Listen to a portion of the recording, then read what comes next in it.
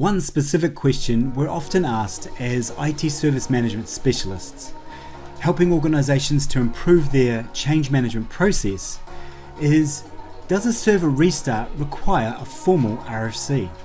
Often this question is hard to answer. However, in this video, I'm going to show you a pragmatic way to help you to determine what's most appropriate for yourself and for your organization.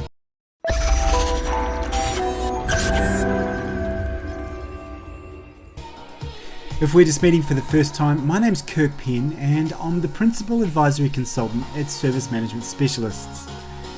Our mission is to help you to get more from your IT service management improvements. So today I'm excited to share some thinking with you around this important question of whether to raise a formal RFC for a server restart. So let's get started. So before we start, let's have a look at what the purpose of change management is. It's really about minimizing potential impacts on the business. And essentially it's about reducing potential risk. So let's have a look at this notion of reducing risk in a little bit more detail.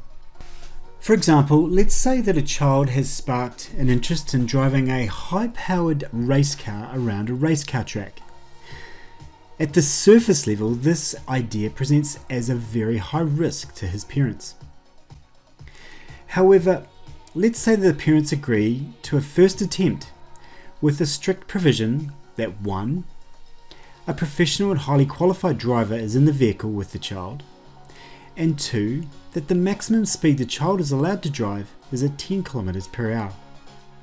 Now these rules are specifically designed to reduce the risk of any potential danger. Let's now say that the child has a natural flair and continues to practice at any opportunity he has over the next 2 years. The child by this stage has matured. He is now a teenager and has been able to demonstrate to his parents through his commitment and passion that he is capable of driving a high-powered race car around a race car track at speed, just 2 years later.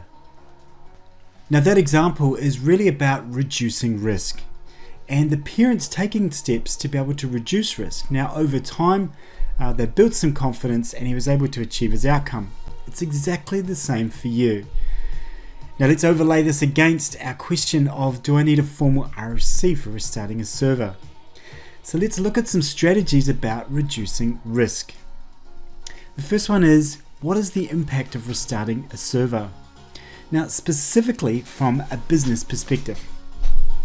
The second part is, what is the potential risk if something goes wrong? Now these are just a couple of questions that just to start the ball rolling. There's other things to consider such as complexity, the environment, the availability and the ability to recover, also the amount of impacted users. So you can use all of these strategies to understand and be able to calculate your own level of risk. So now let's have a look at our original question. Does a server restart require an RFC? So let's have a look at this. If your organization is mature and has a high level of maturity, they're able to provide seamless service while restarting a server, and that it can be achieved without any major impacts, then the suggested path would be to raise a standard change as part of incident management and put that through into production. So again, we're in incident management, we are restoring service, but we've got a mechanism that's there called a standard change that we're able to apply. And the standard change sits within change management, however we're able to apply it via incident management.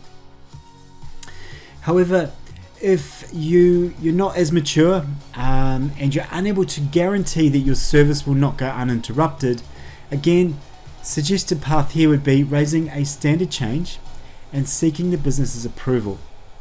Okay, now typically the business approval will happen via change management.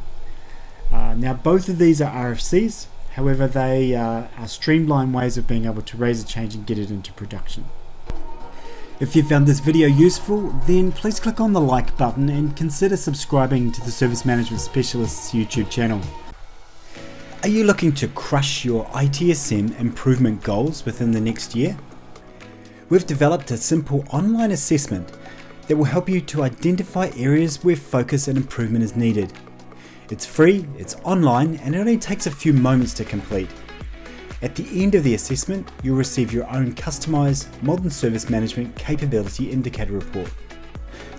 So go to servicemanagementspecialist.com/MSN to take your online assessment and receive your free Modern Service Management Capability Indicator Report.